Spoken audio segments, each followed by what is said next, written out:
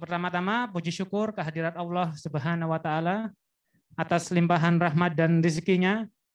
Kita diberikan kesempatan, kita diberikan kesehatan.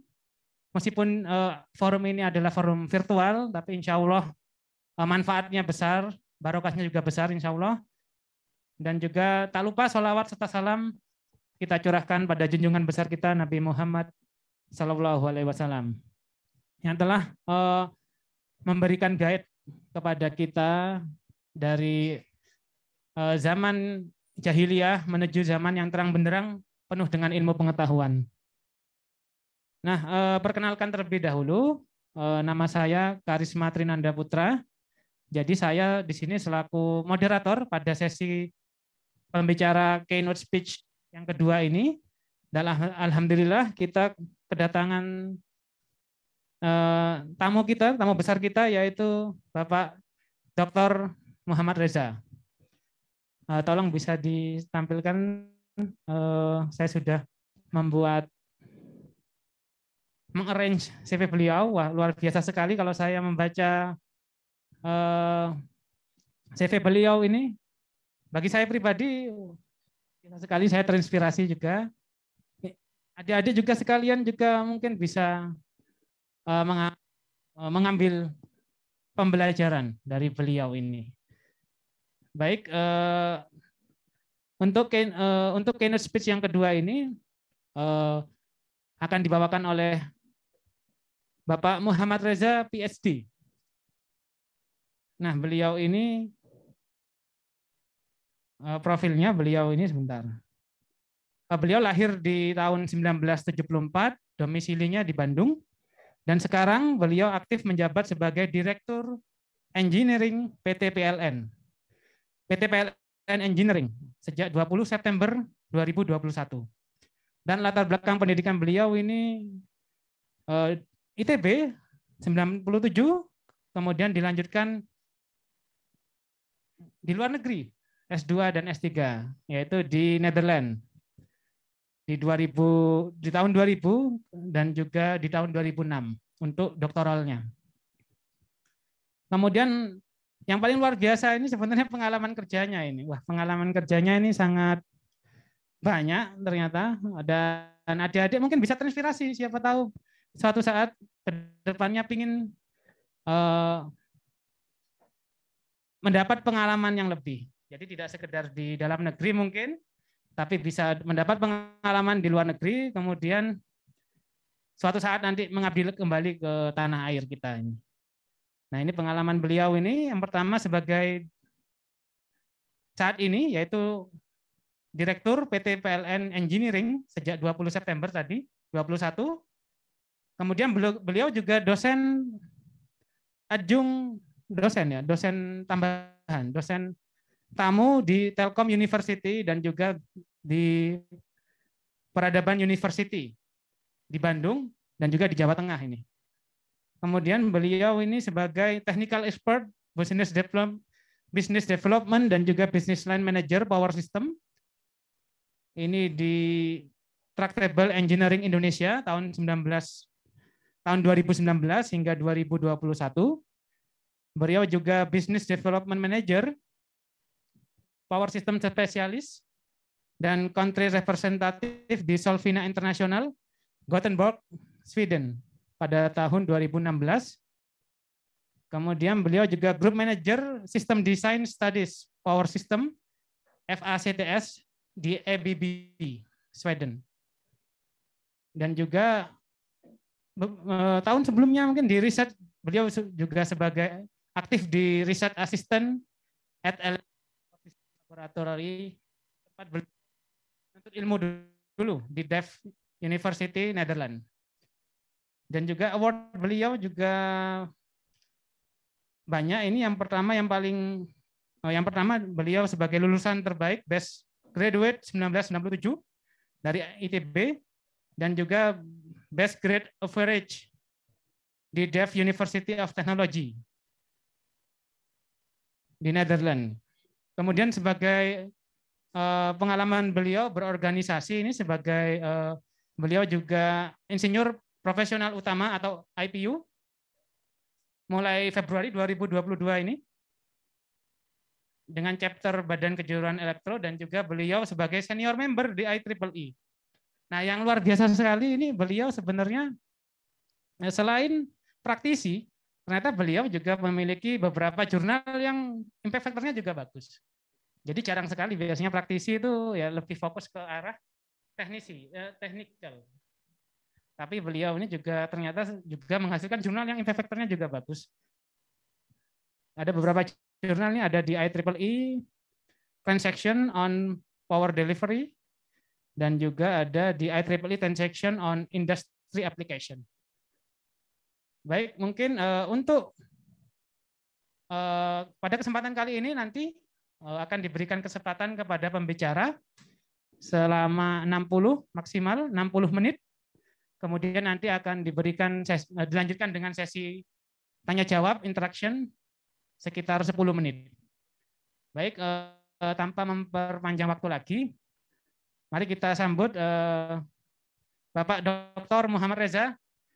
Waktu dan tempat kami persilahkan. Assalamualaikum warahmatullahi wabarakatuh. Terima kasih moderator dan teman-teman semua kesempatannya untuk ikut sharing di webinar Electrical Shockwave hari ini. Terima kasih juga untuk perkenalannya. Mungkin saya akan share screen saya.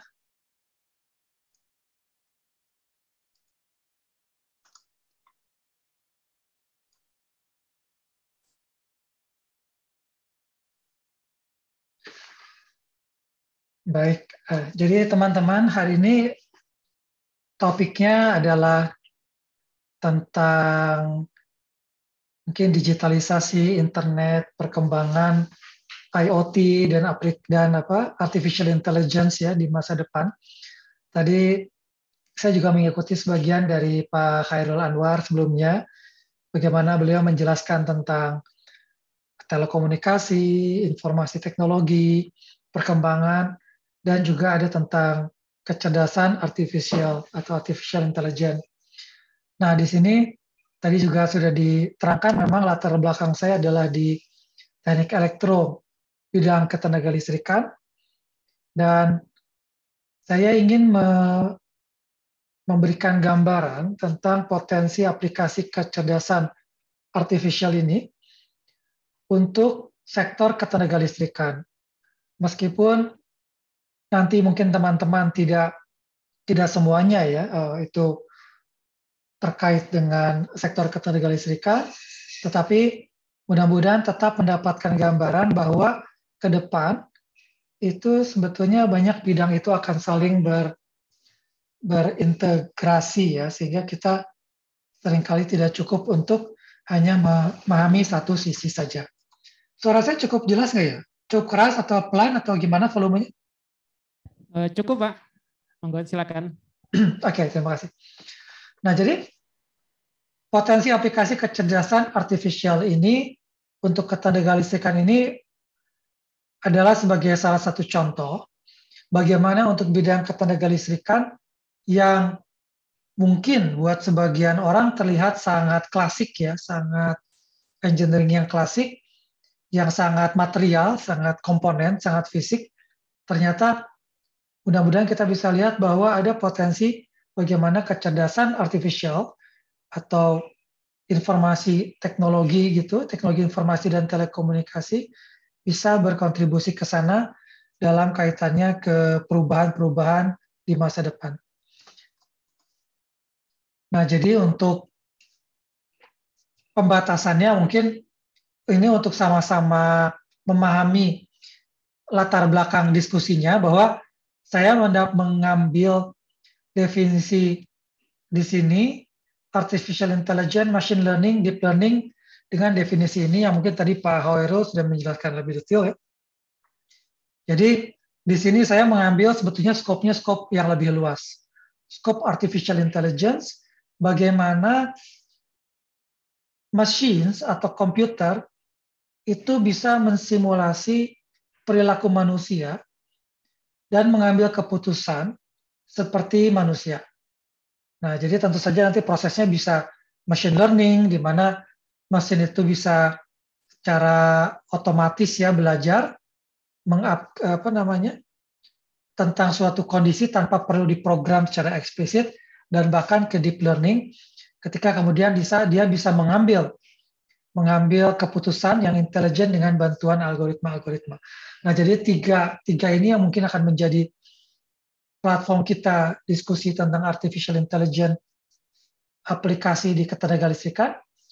Tetapi sebetulnya saya mengambil skop yang paling umum, yaitu bagaimana kita bisa mengotomatisasi proses di dalam sistem, salah satunya ketenagalistrikan, dengan menggunakan mesin atau komputer atau program yang dalam tanda kutip bisa bekerja otomatis tanpa kontrol langsung dari manusianya. Nah, mungkin saya mau cerita saja bahwa pengalaman awal saya dengan artificial intelligence itu justru ketika saya mengerjakan tesis bidang ketenagalistrikan. Nah, ini mungkin agak teknik tenagalistrik, tapi saya coba jelaskan pelan-pelan.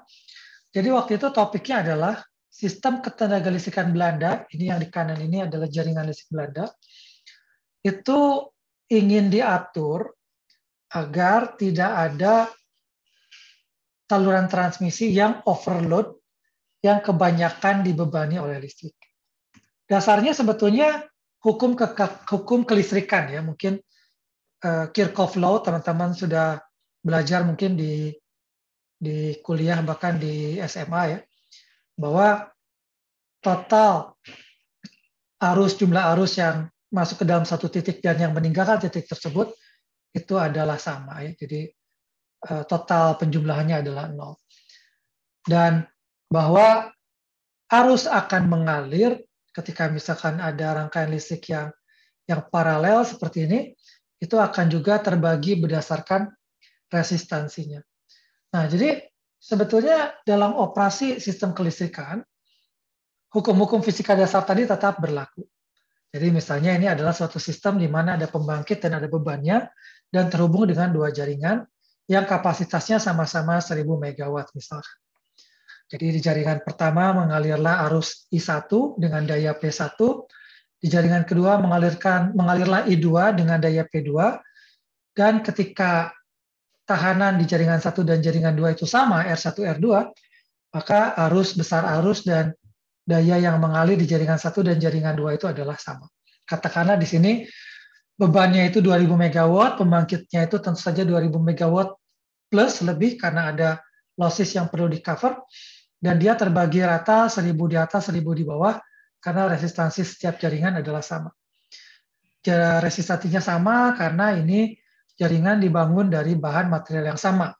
Sehingga R sama dengan rho L per A, dengan rho yang sama, dengan material yang sama, dengan L panjang yang sama, dengan A penampang yang sama, kita dapatkan resistansi yang sama, dan arus atau akhirnya daya terbagi secara sama.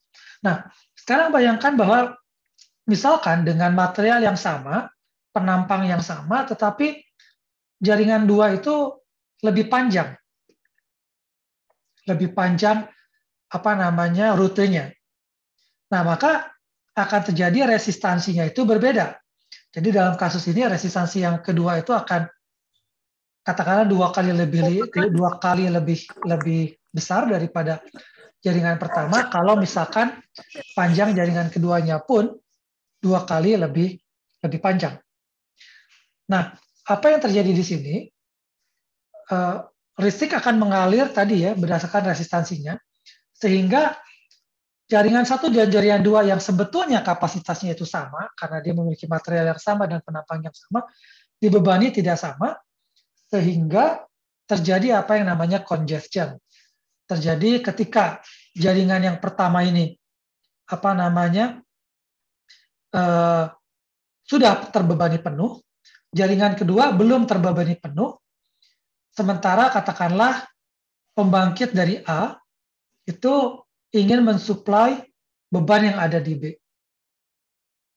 Karena dia dibatasi oleh thermal. Kalau ini disalurkan lagi, dia akan tetap terbagi ke dua jaringan ini, sehingga yang yang jaringan pertama akan overload, sehingga tidak bisa jaringan kedua dioptimalkan.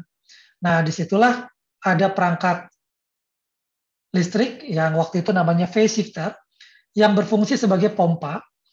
Kalau analoginya dalam jaringan air ya, yang bisa memompa arus atau daya listrik untuk mengalir lewat yang kedua, sehingga kedua jaringan bisa dioptimalkan. Nah, inilah yang dialami oleh Belanda. Pertanyaannya adalah, alat ini perlu disimpan di mana? Jadi istilahnya kalau kita analogikan dengan pompa itu perlu disimpan di mana, sehingga kita mendapatkan sistem yang paling optimal. Karena ada banyak sekali peluang penempatan alat, dan mungkin untuk gambaran teman-teman, alat ini kita berbicara ordernya itu harganya ya, harga satu alat ini puluhan sampai ratusan miliar rupiah. Sehingga tentu saja itu menjadi hal yang perlu dioptimalkan. Nomor satu, berapa banyak sebetulnya alat yang perlu kita pasang, dan nomor dua, di mana alat itu bisa kita pasang sehingga kita mendapatkan performa sistem yang paling optimal. Nah, itulah pertama kali saya sebetulnya belajar bahwa ketika kita menghadapi data yang banyak, jadi bayangkan kita menghadapi kombinasi menempatkan alat yang banyak, jumlahnya variabel, tempatnya variabel, itu keputusan manusia menjadi terbatas. Karena perhitungan matematiknya akan menjadi sangat rumit, atau sebaliknya kita menempatkan alat itu berdasarkan intuisi engineering, yang mungkin bukan paling akurat. Maka disitulah, ini tahun 2000-an awal, kita membuat bagaimana kalau kita membuat program yang membandingkan semua skenario yang ada dan dicari yang mana yang paling optimal. Nah, jadi disitulah perkenalan pertama saya dengan metode kecerdasan buatan, sehingga bisa membantu operator perencanaan merancang di mana jumlah perangkat phase shifter tadi dipasang dan di lokasi mana, sehingga performa sistem bisa lebih optimal. Nah, tentu saja sistem Belanda itu sistem kecil. Bayangkan kalau kita bicara sistem Amerika Serikat yang berlipat-lipat kali sistem Belanda, 4.000 km panjangnya, atau kita berbicara sistem di Eropa yang lebih luas lagi, lebih terintegrasi dan terdiri dari negara yang bermacam-macam dengan jangkauan yang luas. Nah, di sini memberi gambaran bahwa ketenagalistrikan yang sebetulnya itu dalam bentuk klasik yang sangat sederhana, sebetulnya dengan perkembangan zaman tidak bisa lagi mengandalkan perhitungan-perhitungan yang sederhana. Karena data yang dilibatkan semakin besar, skenario yang dilibatkan semakin besar, big data masuk di situ. Satu lagi ketika kita bicara ketenagalistikan yang konservatif, tadi masalah aliran dayanya.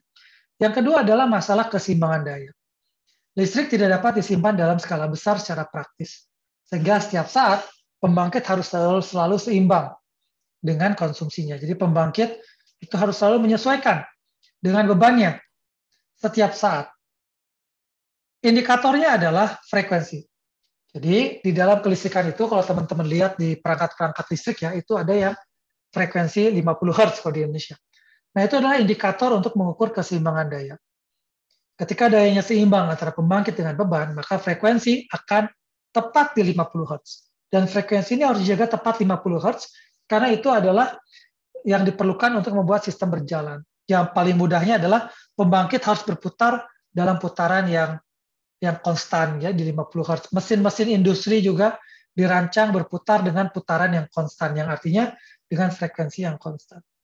Sehingga ketika ada ketidakseimbangan antara pembangkitan dengan beban, frekuensi berubah, maka operator harus menjaga agar frekuensi ini kembali di angka 50 Hz. Dengan deviasi yang sangat rendah. Itulah tugas dari para operator ketenagalistrikan. Nah, dalam sistem klasik, mudah, dalam tanda kutip, relatif mudah, kita menyeimbangkan keseimbangan daya tersebut. Kenapa? Karena beban yang berubah setiap hari, tentu saja kita tahu ya bahwa kita akan menyalakan beban itu dalam tanda kutip suka-sukanya pelanggan. Sehingga di pagi hari kalau rumah tangga dan di malam hari bebannya lebih tinggi daripada hari-hari yang lain. Bahkan malam hari mungkin puncaknya. Dan ini harus selalu seimbang dengan pembangkitnya. Sehingga tugas operator itu akan mengatur bagaimana agar pembangkit itu selalu bisa memenuhi bebannya. Jadi ada pembangkit yang namanya pembangkit baseload yang selalu mensuplai beban dengan tingkat pembangkitan yang tetap, atau ada pembangkit peaker ya yang memenuhi kapan beban itu berubah, pembangkit mengikuti. Prakteknya kalau kita lihat bisa dengan cara menggunakan PLT pembangkit listrik tenaga gas misalnya untuk yang tadi, untuk perubahan-perubahan, mengikuti perubahan-perubahan bebannya. Kenapa? Karena ketika beban bervariasi, maka kita bisa mengatur bahan bakar yang kita masukkan ke dalam pembangkit listrik, sehingga daya listrik yang dihasilkan pun menyesuaikan. Analoginya seperti kita naik mobil. Kalau kita ditanjakan kan berarti bebannya bertambah. Nah, kita injek pedal gas, pedal gas ya, gasnya kendaraan, sehingga bahan bakar itu kan diinjeksi lebih banyak ke engine mobil. Mobil mendapatkan tenaga yang lebih besar sehingga tanjakan bisa kita lalui. Dalam di sini analoginya seolah-olah kita bisa menjaga kecepatan yang konstan, itu seperti kita menjaga frekuensi yang konstan. Ketika turunan misalkan atau jalan datar, bebannya berkurang, kita lepas gas kita supaya kecepatannya pun juga tetap ya. Nah, ini kurang lebih analoginya. Hal yang sama ketika kita menggunakan pembangkit listrik tenaga air, beban berfluktuasi, di sini yang kita atur bahan bakar dalam tanda kutip adalah airnya. Jadi bagaimana air yang ada di penampungan, di bendungan itu bisa disalurkan ke pintu air sesuai dengan jumlah listrik, daya listrik yang ingin dibangkitkan. Dan ini sudah lama sekali ya kalau kita bicara pembangkit listrik tenaga air, tenaga gas itu sudah lama sekali. Di Indonesia saja PLTA ini sudah 100 tahun. Ini PLTA Bangkok itu 1923. Dan sampai sekarang masih beroperasi. Jadi kita akan bertanya-tanya kenapa ketenaga listrikan yang sudah beroperasi demikian lama, kok tiba-tiba sekarang harus mengadopsi artificial intelligence. Tadi kita lihat, sekarang kita bicara dengan big data ya, tadi awal ketika kita bicara jaringan semakin luas, big data semakin banyak, tidak mungkin lagi kita hitung dengan kertas gitu. Kita perlu komputer, dan komputer pun juga tidak cukup dengan satu programming, mungkin perlu ada artificial intelligence di sana. Nah, yang kedua sekarang sistem keseimbangan antara beban dan pembangkitnya sistem klasik sudah beroperasi 100 tahun. Apa yang berbeda sekarang? Adalah di sini transformasi energi. Zaman dulu kita hanya mengenal dilema di perencanaan atau pengoperasian sistem ketenagalistrikan, di mana biaya itu dilemanya adalah dengan kualitas. Kita pengen kualitas listrik yang baik, biayanya mahal. Kita ingin yang murah, nanti kualitas jadi tidak baik. Tapi sekarang itu menjadi trilema. Dengan masuknya faktor lingkungan yang menjadi perhatian lebih. Artinya apa? Artinya kita tidak cuma cukup menyeimbangkan antara biaya dan kualitas, ada lagi satu faktor lingkungan. Kalau kita ingin misalkan yang biayanya murah, kualitasnya tapi lingkungannya juga baik, mungkin kualitasnya tidak bisa kita jaga. Kenapa? Nanti akan kita jelaskan. Atau sebaliknya, ketika kita yang kualitas yang baik dan ramah lingkungan, mungkin biayanya mahal. Sehingga ke depan, kelistrikan ke depan itu akan terbagi dalam 3 fase besar. Yang pertama adalah integrasi energi baru terbarukan atau EBT. Dan ketika kita mengintegrasi EBT, tadi kita lihat bahwa sistem kelistrikan selama ini klasik ya. Ketika ada perubahan beban, kita bisa ubah bahan bakarnya. Nah, sekarang ada integrasi EBT yang beraneka ragam, terutama surya dan angin, matahari dan angin. Matahari dan angin terintegrasi ke sistem. Artinya apa? Artinya sistem harus lebih fleksibel, bisa menampung sistem kelistrikan yang dibangkitkan dengan EBT. Nah, bagaimana agar sistem bisa fleksibel? Disitulah kita akan memerlukan digitalisasi dan integrasi dari informasi kelistrikan.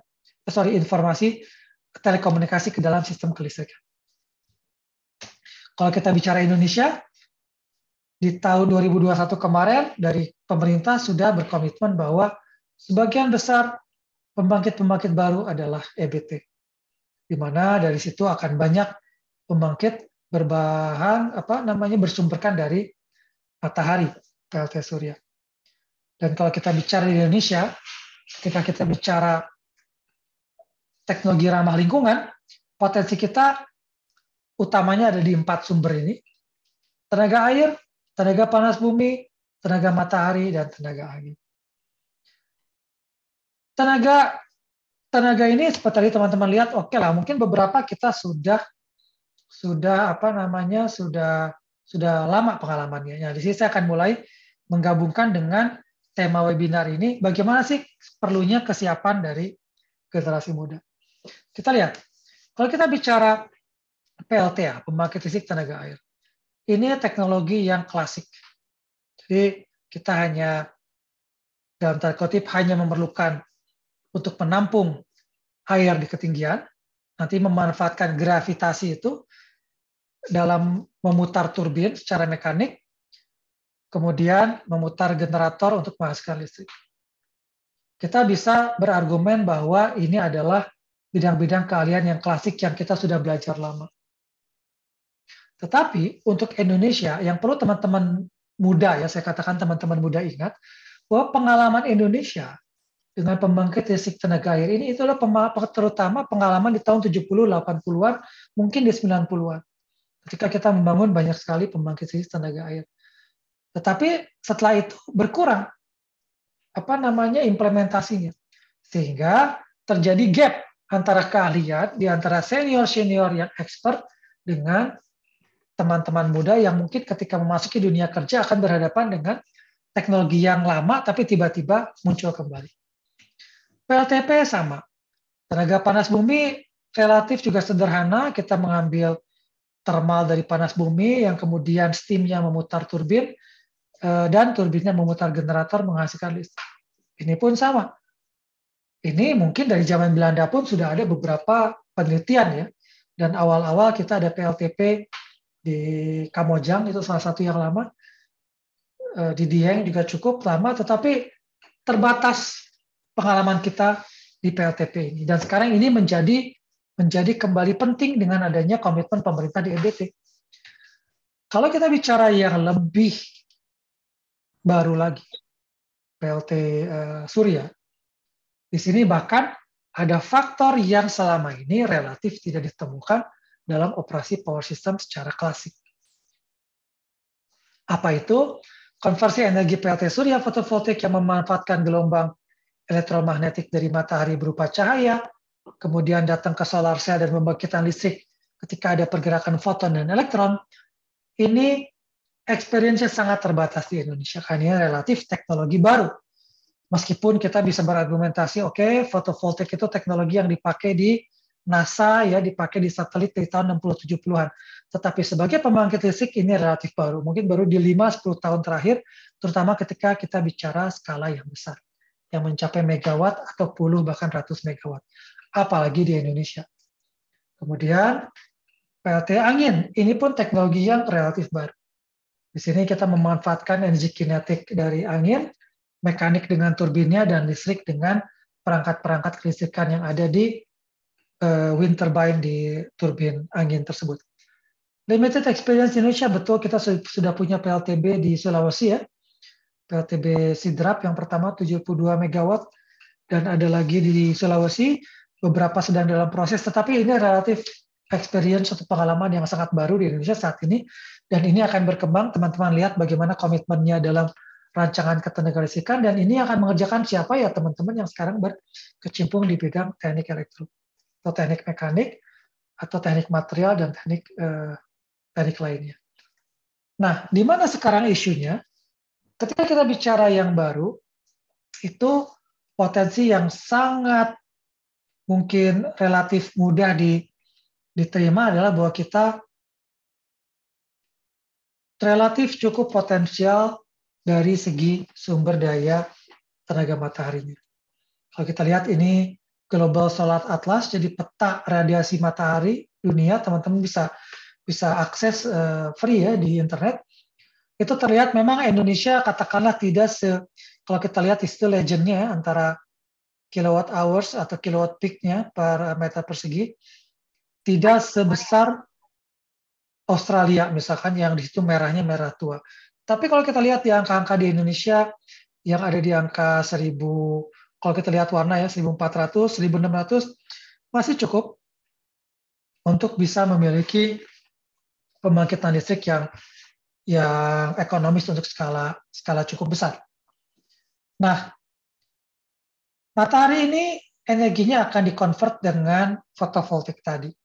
Artinya apa? Artinya pembangkitan listrik hanya akan ada ketika ada sinar matahari atau ketika matahari bersinar. Dan itu tentu saja kita semua tahu hanya terjadi di siang hari. Itu pun ketika matahari bersinar tidak langsung di puncaknya kan. Dia pagi-pagi mulai meningkat iradiasinya, nanti puncaknya di tengah hari, kemudian menurun sampai di terbenam matahari, tidak ada lagi pembangkitan dari PLT surya ini. Dan ketika kita bicara di siang hari pun akan ada perubahan ketika misalkan cuaca cerah dibandingkan dengan cuaca yang berawan. Karena ketika ada awan yang lewat, kemudian cahaya matahari terhalang mengenai fotovoltaik kita, maka output pembangkitan listriknya pun akan berkurang. Ini adalah data dari pengukuran real di radiasi matahari ketika ada awan yang lewat. Kalau kita lihat jam-jamnya, terlihat di sini bahwa memang ada pengaruhnya ya dari awan-awan yang lewat. Dan ini data, mungkin teman-teman bisa lihat ini dari zona waktu yang terbitnya jam 7, kemudian tenggelamnya jam 7, jadi ini mungkin diambil ketika menjelang musim semi ya mungkin ini. Nah, ketika kita bicara angin pun sama, ketika kita mengukur kecepatan angin, dia pun akan berubah-ubah sesuai dengan ya apa namanya pola kondisi atmosfer bumi, pencahayaan sinar matahari, pemanasan, dan lain sebagainya, sehingga kita mendapatkan fluktuasi juga. Ini adalah ukuran wind speed yang real, yang betul sama-sama berfluktuasi. Yang di Indonesia, kalau kita lihat peta di Global Wind Atlas, ini juga bisa diakses secara free. Memang kita relatif, kalau kita lihat kecepatan anginnya ada di angka, banyak yang ada di angka antara 4 atau 5 ya, meter per detik. Sedangkan untuk skala ekonomis itu biasanya di atas 6 meter per detik. Warnanya hijau mendekati kuning, tapi kita lihat tetap ada beberapa tempat di Indonesia yang memiliki potensi kecepatan angin yang tinggi tersebut yang bisa dimanfaatkan untuk membangkitkan listrik. Dan karena kita memanfaatkan angin itu untuk memutar turbin dan kemudian membangkitkan listrik dengan memutar generator, maka input dari angin inilah yang akan menjadikan output listriknya.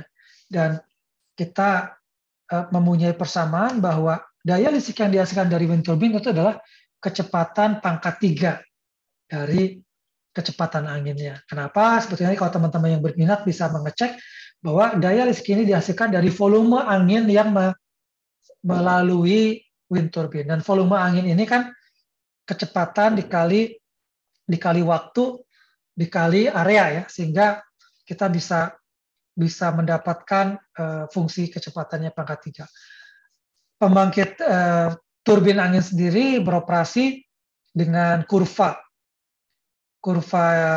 active power terhadap wind speed yang tidak selalu linear ya. Jadi dia akan mengikuti kecepatan angin antara 4 meter per detik sampai biasanya kecepatan nominal itu di sekitar 12-an lah, 11, 12, 13 meter per detik. Kemudian setelah itu dikunci di suatu kecepatan sampai kemudian ada cut out wind speed pada kecepatan maksimum tertentu, dia harus dikunci, tidak lagi berputar, karena kalau tidak dia bisa berputar tidak terkendali sehingga bisa merusak turbinnya. Nah, dari sini kata kuncinya kita melihat bahwa pembangkit yang baru berbahan sumber energi EBT seperti angin dan matahari ini memiliki fluktuasi, ya, memiliki karakter intermittensi, memiliki karakter berubah-ubah inputnya, dan kita tidak punya kekuasaan untuk mengatur input sebagaimana kita mengatur bahan bakar di misalkan pembangkit listrik tenaga gas atau pintu masuk di bendungan air ya, pintu masuk air di bendungan air yang masuk ke arah turbin. Sehingga kita sangat bergantung dari alamnya yang menyediakan energinya dalam bentuk fluktuasi. Dan tentu saja ini akan berpengaruh kepada frekuensi, karena kita harus selalu menjaga keseimbangan antara pembangkit dengan beban, dan menjadi sulit untuk kita mengikuti ketika ada perubahan beban ini dengan perilaku yang sama seperti pembangkit-pembangkit klasik, ketika di sini kita menggunakan pembangkit baru seperti PLT Surya yang hanya menyala siang hari dan kemudian berubah-ubah, sehingga ada beban yang terpenuhi ketika pembangkitnya cukup, kemudian ada beban yang tidak di-cover kalau kita hanya menggunakan fotovoltaik saja misalkan, dan ada beban yang terbuang lah katakan. Nah, ini bagaimana kita bisa mengontrol itu? Disitulah kita mulai memasukkan, mesti ada fungsi kecerdasan lain yang bisa mengatur agar sistem itu bisa mengakomodasi EBT yang intermittent tadi. Artinya, sistem ketenagalistrikan klasik yang selama ini bergantung dari pembangkit, transmisi, dan distribusi, itu harus sekarang menjadi lebih cerdas, menjadi lebih fleksibel. Bagaimana caranya? Caranya ada 4. Pertama, kita membuat pembangkit yang bisa merespon dengan cepat ketika ada perubahan listrik dari EBT. Kedua, kita bisa menggunakan energy storage system, menyimpan energi ketika ini beban pembangkitan berlebih dan menyalurkannya ketika pembangkitan berkurang. Kita juga mempunyai jaringan yang terinterkoneksi, saling menyambung, dan kita juga bisa mengatur beban sehingga bebannya fleksibel. Disitulah kita bisa masuk melihat bahwa sekarang listrik yang tadinya itu adalah teknologi engineering klasik, tiba-tiba sekarang banyak faktor-faktor yang bisa mempengaruhi agar kita bisa memenuhi trilema tadi, agar kita bisa memenuhi sistem yang kualitasnya baik, yang ramah lingkungan, dan biayanya tetap ekonomis. Di sini ada berbagai macam cara. Pertama, kita bisa menggunakan operasi sistem yang lebih terkendali. Kalau saya ambil salah satu di sini, forecasting. Jadi forecasting ini adalah kita melakukan ramalan kira-kira seperti apa variasi radiasi matahari di suatu hari dan seperti apa variasi perubahan angin di suatu hari. Nah, di sini kita tidak cuma bicara data, tapi kita bicara big data, data yang sangat banyak, karena untuk bisa mendapatkan forecasting semakin akurat, kita membutuhkan data yang semakin banyak. Kecepatan angin, radiasi matahari, posisi geografis, dan ini data yang sangat besar yang akan membutuhkan algoritma yang efektif dan bahkan mesin yang sangat besar. Ketika kita bicara market, kita bicara pasar, bagaimana market itu bisa beroperasi bersama-sama, kita lagi-lagi bicara big data, kita lagi-lagi bicara pengambilan keputusan. Ketika kita bicara beban, bagaimana kita bisa mengontrol agar beban secara otomatis bisa menyesuaikan terhadap pembangkitannya, itu berarti kita mesti punya controller yang sensor mendeteksi cuaca, sensor mendeteksi kebutuhan beban, dan algoritma yang bisa menyeimbangkan itu. Karena tidak mungkin ini dilakukan secara manual oleh operator atau oleh manusia. Demikian juga flexible generation, network, dan storage, ini semua akan perlu oleh dikontrol, dan disitulah akan terjadi integrasi antara electrical infrastruktur dengan intelligent infrastruktur. Tidak cuma kita membiarkan sistem bekerja sebagaimana biasanya, tapi kita mulai memasukkan faktor-faktor pengambilan keputusan otomatis. Contoh pengambilan keputusan otomatis adalah kapan kita harus menyerap energi ke dalam baterai. Kapan kita harus menyalurkan energi tersebut ke beban di malam hari. Kalau kita menggunakan fotovoltaik. Atau kapan kita harus menggunakan forecast dari kecepatan angin. Kalau kita menggunakan PLTB. Di titik mana kita mesti tempatkan sensornya, data apa yang mesti kita ambil, di mana data itu kita proses, sehingga kita bisa memberikan performa sistem yang paling tepat dan yang paling reliable.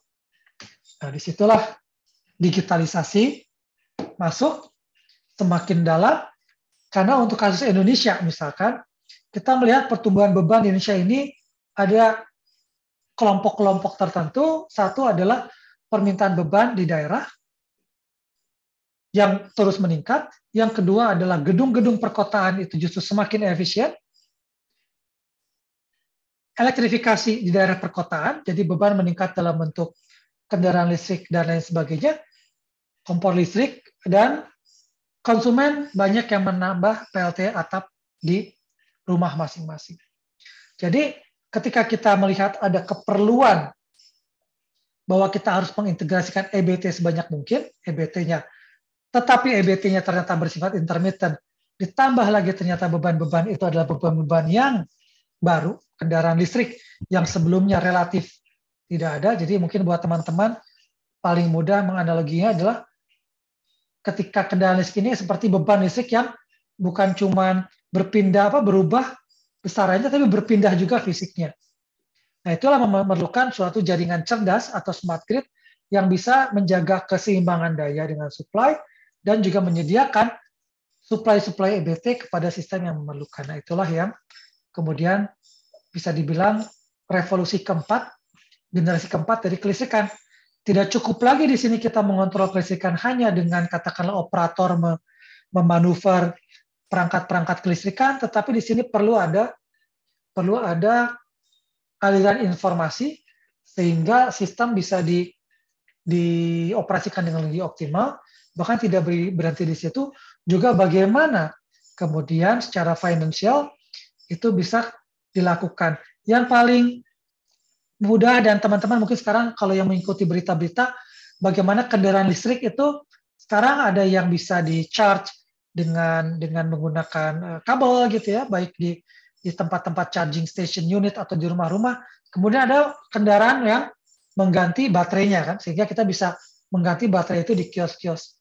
Nah, di sini ini akan menjadikan tidak cukup lagi sistem dioperasikan secara klasik.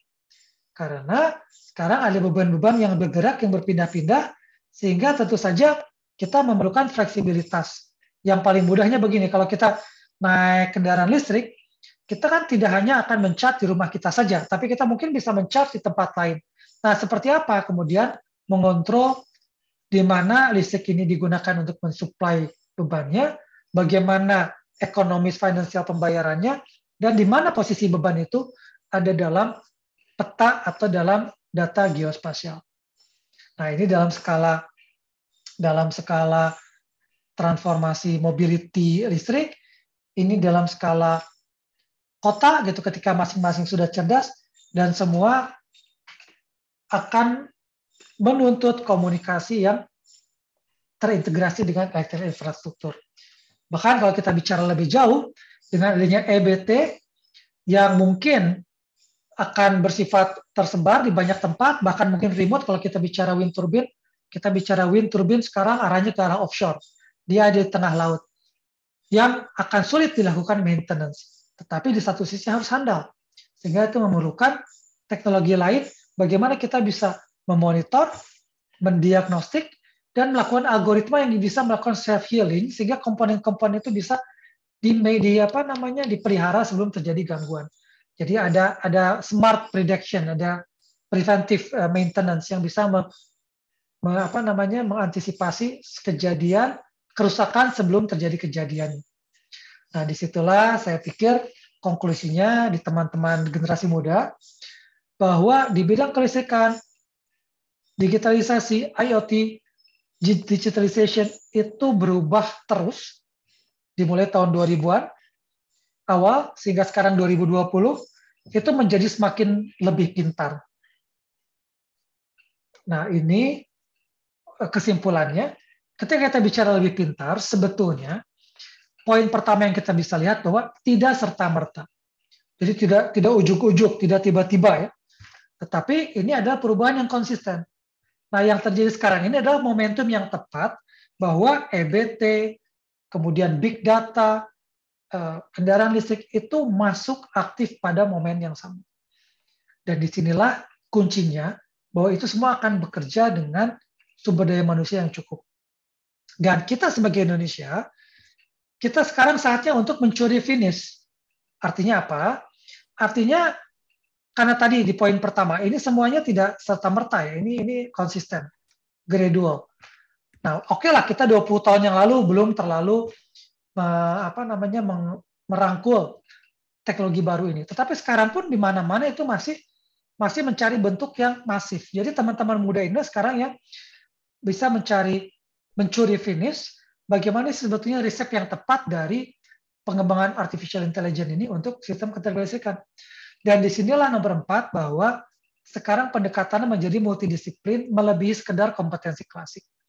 Jadi ketika kita bicara ketenaga listrikan zaman sekarang, teknologi energi dan kelistrikan dengan pendukung-pendukungnya, katakanlah teknik elektro, teknik mesin, teknik sipil, itu masih tetap diperlukan. Tetapi sekarang memerlukan lebih dari itu. Memerlukan kemampuan teknologi informasi, kemampuan big data, kemampuan kecerdasan artificial. Dan bahkan tidak berhenti di situ, kita pun memerlukan ekonomi dan finansial. Bagaimana semua sistem ini bisa berjalan dan bisa visible secara keuangan. Dan terakhir, bagaimana ini semua bisa didukung oleh perilaku sosial dan regulasi. Nah, jadi piramidnya seperti ini. Tetap memang platform terbesarnya adalah teknologi, karena kita bicara teknologi, tapi kata kuncinya, teman-teman dari sekarang harus mulai bersiap-siap memahami juga sistem-sistem yang lain, dan itu tidak perlu sendirian. Kita bisa dengan bekerja sama tentu saja dengan teman-teman yang memiliki keahlian yang berbeda-beda tersebut sehingga bisa mendukung aplikasi kita. Dan ini perlu dilakukan segera karena sekali lagi kesempatan Indonesia untuk mencuri finish itu sekarang. Kalau kita terlambat lagi, kita akan ketinggalan dan kita akan terus-terusan menjadi market. Mungkin itu dari saya kembalikan ke Pak Moderator. Terima kasih. Wassalamualaikum warahmatullahi wabarakatuh. Waalaikumsalam warahmatullahi wabarakatuh. Baik, terima kasih Dr. Reza. Wah, sangat inspiratif sekali dan sesuai sebenarnya topiknya, cocok dengan mahasiswa kita ini di teknik elektro. Dan yang saya bisa tarik kesimpulan tadi terkait kita perlu memasukkan model-model AI atau artificial intelligence ke dalam yang namanya power plant yang ada saat ini. Power plant yang ada saat ini tantangannya adalah power plant klasik. Jadi kita ini perlu mengaccelerate yang namanya smart power plant, smart grid, smart cities, dan lain sebagainya. Oleh karena itu, teknologi power system tadi perlu ditingkatkan lebih lanjut. Baik, mungkin untuk pertanyaan ya, sesi berikutnya. Untuk sesi pertanyaan mungkin saya bagi beberapa termin nanti. Untuk termin pertama mungkin 2 atau 3 penanya. Monggo silakan dari yang offline. Monggo jika ada pertanyaan. Online, mohon maaf. Yang online.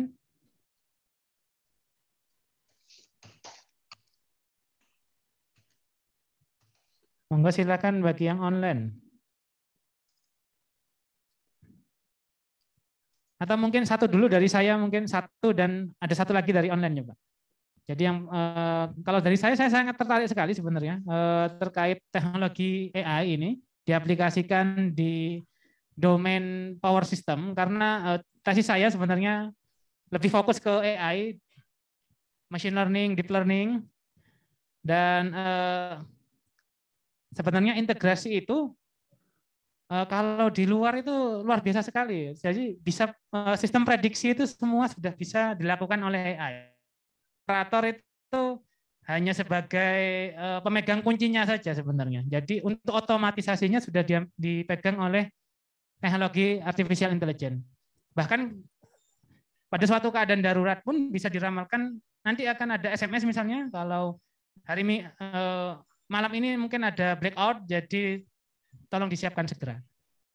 Jadi masyarakat itu tidak panik tiba-tiba blackout, lagi industri kan pasti sangat berdampak sekali.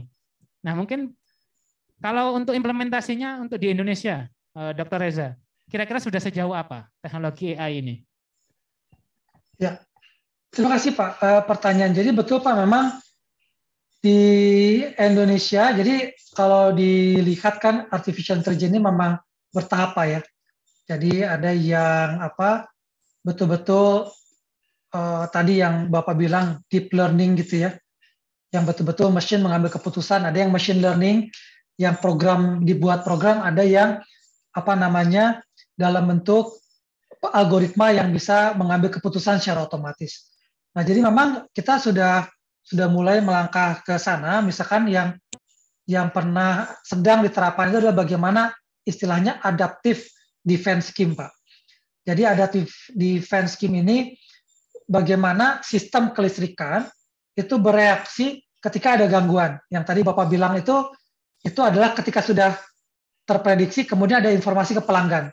Nah, tetapi di advanced defense scheme itu juga ada bagaimana kita melakukan ketika ada gangguan terjadi, sistem itu bereaksi secara optimal sehingga gangguan itu tidak meluas sangat besar.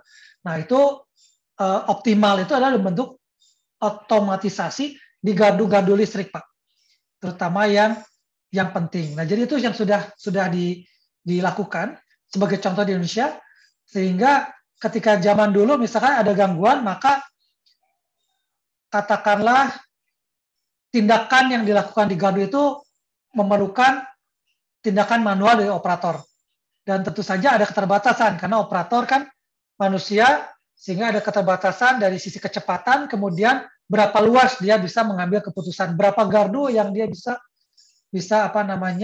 bandingkan atau optimalkan untuk mengambil keputusan. Nah, ini yang sudah diterapkan di tempat-tempat yang penting adalah bagaimana gardu-gardu penting tersebut terhubung dalam defense scheme yang adaptif sehingga bisa dioptimalkan begitu ada gangguan untuk meminimalkan tempat atau pelanggan yang terkena gangguannya. Mungkin itu Pak yang saya bisa sampaikan.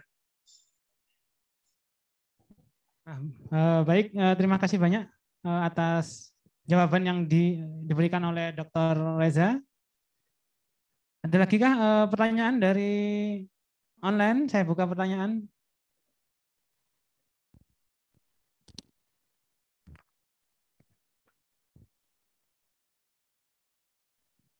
Ada yang baik, ada yang raise hand ya. Silakan, ini ada Royhan Rashid. Silakan Mas. Baik Pak, saya izin bertanya Pak mengenai materi yang sebentar Pak. Mengenai wind power Pak, pembangkit tenaga angin tadi Pak. Kalau saya lihat itu bahkan juga saya alami di beberapa daerah di Indonesia itu kan berpotensi Pak untuk memperbaharui sumber tenaga mereka melalui tenaga listrik yang memiliki sumber yang terbarukan. Nah, jadi pertanyaan saya adalah apakah jika wind power itu diterapkan di Indonesia, itu tuh bisa mencukupi kebutuhan tenaga di Indonesia, tenaga listrik di Indonesia, dan apakah ada risiko tersendiri Pak, dikarenakan wilayah Indonesia ini kan adalah ring of fire gitu. Jadi apakah mumpuni atau malah menambah risiko yang lebih besar Pak jika diterapkan di Indonesia? Sekian, terima kasih. Baik, terima kasih. Silakan Dr. Reza ditanggapi. Ya, terima kasih Pak. Terima kasih Mas Royhan ya. Jadi betul Pak, memang di Indonesia ada tempat-tempat yang berpotensi untuk dipasang pembangkit listrik tenaga angin. Dan tentu saja karena Indonesia juga negara yang besar, yang luas dengan kebutuhan listriknya juga tinggi, sehingga ketika kita ingin katakanlah menyuplai energi listrik itu keseluruhan atau menggantikan pembangkit-pembangkit lama yang klasik dengan pembangkit tenaga angin ini, bisa jadi kita tidak bisa memenuhi keseluruhannya dengan misalkan tenaga angin.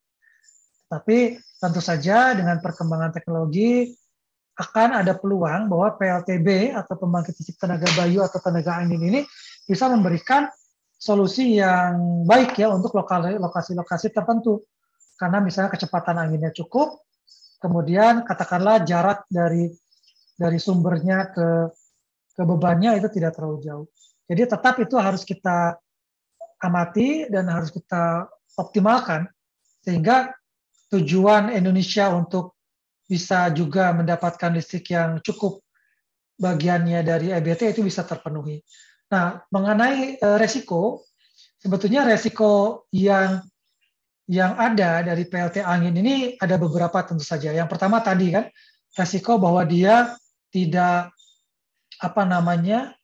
tidak menghasilkan listrik tidak bisa dikendalikan dalam tanda kutip. Dia akan memberikan daya listrik ketika ada anginnya, dan itu adalah memberikan resiko karena artinya operator harus menyesuaikan bebannya dengan pembangkit yang lain yang standby ketika misalkan listriknya tidak ada padahal bebannya ada. Kemudian resiko yang lain misalkan kayak tadi ketika pembangkit turbin-turbin ini, turbin angin ini diletakkan di tempat-tempat yang jauh ya, kemudian pemeliharaannya menjadi sulit.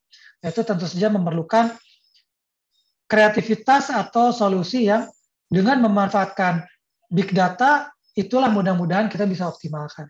Jadi ketika turbin-turbin angin yang jauh ini bisa kita monitor dari jarak jauh, kemudian datanya bisa dianalisa dengan bantuan artificial intelligence, sehingga keputusan misalnya pengambilan untuk melakukan pemeliharaan itu bisa dilakukan dengan tepat sebelum terjadi gangguan, itu bisa memaksimalkan output dan mengurangi gangguan-gangguan untuk kelemahan-kelemahan dari turbin angin itu.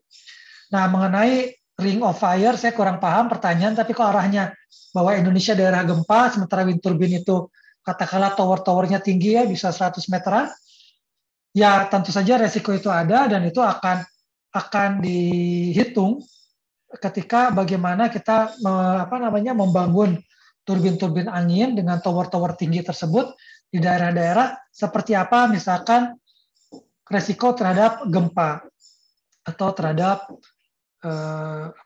gangguan-gangguan seismik ya. Tapi itu sebenarnya bukan hal yang baru karena kita sudah melakukan itu ketika kita membangun misalkan tower-tower listrik yang jaringan tegangan tinggi itu ya.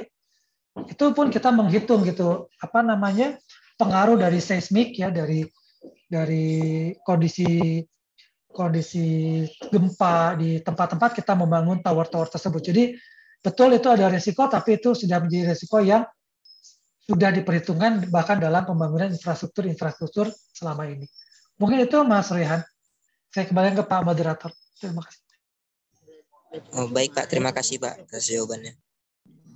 Baik, terima kasih banyak Dr. Reza atas jawabannya yang sangat detail tadi, mendetail terkait dengan teknologi wind turbine. Mungkin ada lagi penanya dari partisipan ataupun panitia mungkin. Silakan, kesempatan yang berharga ini.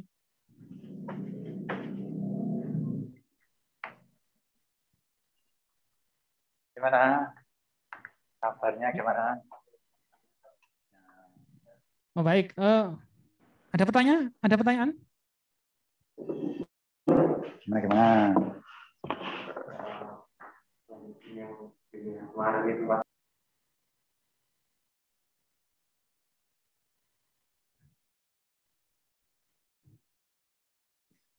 Bagaimana?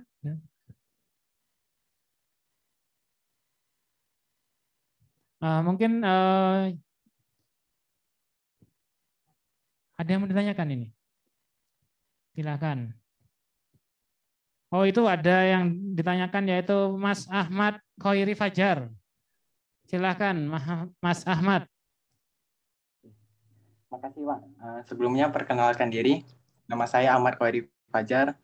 Saya sendiri juga dari Fakultas Teknik, Prodi Teknik Sipil. Karena saya juga ya tertarik sama materi dari Bapak Reza, saya izin bertanya Pak. Sebenarnya kan tadi kata Bapak itu kan di mana intelligence AI. Jadi AI itu berjalan dengan elektrikal. Nah, dari pertanyaan saya itu kan Pak, pembangunan di Indonesia itu kan macam maritim. Masih ada di daerah-daerah lain yang masih kekurangan energi elektrikal gitu. Dari pertanyaan saya tersebut tuh Pak, apakah menjadi keterbelakangan di antara AI tersebut Pak? Mungkin itu saja Pak. Ya, terima kasih Mas Ahmad. Mungkin kalau saya coba pahami, sebetulnya justru salah satu yang bahkan sudah diterapkan ya di Indonesia ya, itu adalah untuk daerah-daerah termasuk daerah-daerah terpencil.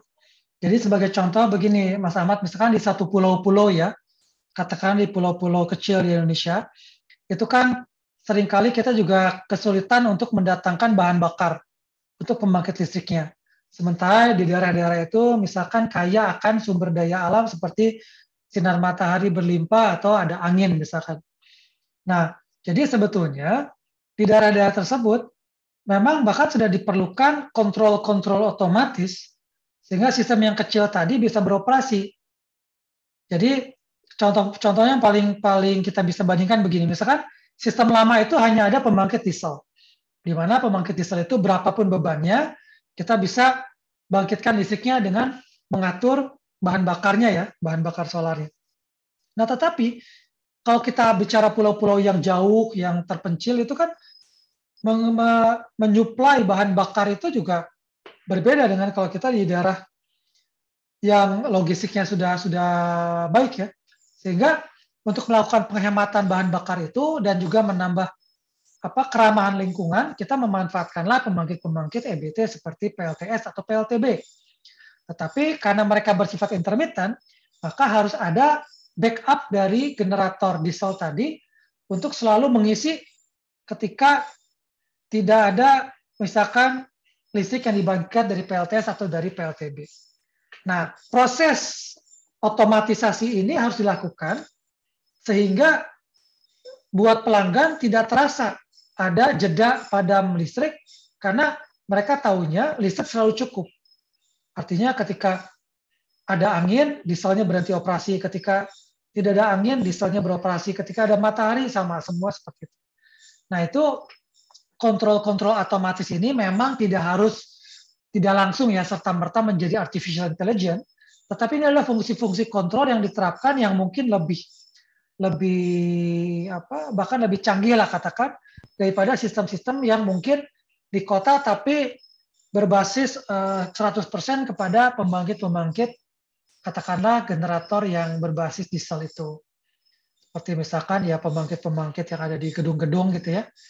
Nah, itu ketika dia hanya pembangkit diesel kan kontrolnya sederhana, tetapi ketika kemudian ada EBT, kontrolnya menjadi lebih rumit dan di satu titik artificial intelligence atau kecerdasan buasan akan sangat menolong. Tapi ini memang masih terbuka, Mas Ahmad ya. Jadi ini masih terbuka peluangnya, karena terus terang memang belum sangat banyak implementasinya. Jadi ya teman-teman kesempatan nih. Kalau sekarang mau berkecimpung di bidang engineering Indonesia, sebenarnya sekarang ini adalah saat di mana artificial intelligence itu bisa diintegrasikan ke berbagai sistem engineering klasik. Mungkin begitu, Mas Ahmad? Iya, Pak. Pak, izin bertanya lagi, Pak. Tadi kan Bapak bilang kalau misalnya itu ada pembangkit listrik tenaga turbin ya, Pak. Dari situ, apakah bisa dibuat semacam program seperti offshore tadi Bapak bilang sebagai pembangkit listriknya di Indonesia? Apakah itu dapat memungkinkan, Pak? Sekarang sedang dibicarakan. Jadi sebetulnya iya, jawabannya iya, memungkinkan dan bahkan beberapa studi sedang dilakukan. Bagaimana bisa membangun pembangkit listrik tenaga bayu PLTB di offshore di Indonesia. Nanti listriknya dibawa dengan kabel ke daratan. Itu sudah ada yang melakukan studinya, meskipun memang proyeknya belum ada. Tetapi kalau kita bicara ke negara-negara sekitar, itu kayak di Cina gitu ya, di bahkan Vietnam itu sudah lebih maju lagi, sudah tidak sebatas studi, tetapi sudah termasuk dalam proyek pembangunan atau bahkan beroperasi.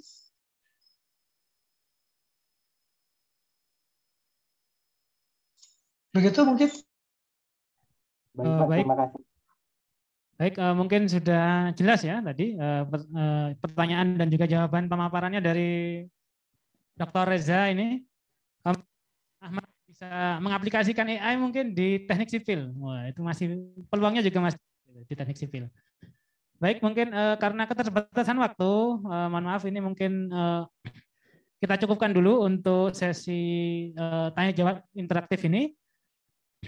Mungkin satu closing remark dari Dr. Reza ini terkait pesan untuk generasi muda ini, milenial ini, yaitu anak-anak teknik, khususnya anak-anak teknik ini, mahasiswa baru ini, eranya era COVID juga, wah ini kan tantangannya juga semakin besar. Bagaimana kira-kira mempersiapkan ke depannya untuk menuju jenjang setelah perkuliahan, kira-kira seperti apa? Monggo, silakan. Ya, Terima kasih Pak. Jadi mungkin yang pertama untuk teman-teman yang di Fakultas Teknik, saran saya pahami bidang teknik tersebut secara baik, karena kalau kalian tidak pahami, tidak ada lagi yang akan melakukan itu.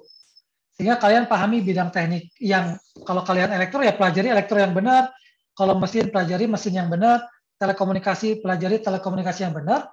Begitu kalian sudah paham di situ, baru kalian mesti memulai ya, itu multidisiplin. Multidisiplin ada dua Pak caranya. Yang pertama adalah dengan kita membuka wawasan. Jadi kita betul kuliah kita teknik elektro, tapi kita membaca, jangan ragu-ragu untuk membaca atau mengikuti, apalagi sekarang banyak webinar-webinar tentang bidang-bidang seperti artificial intelligence gitu ya. Sehingga kita bisa terbuka di mana bidang-bidang itu bisa kita terapkan. Nah, yang ketiga adalah bekerja sama.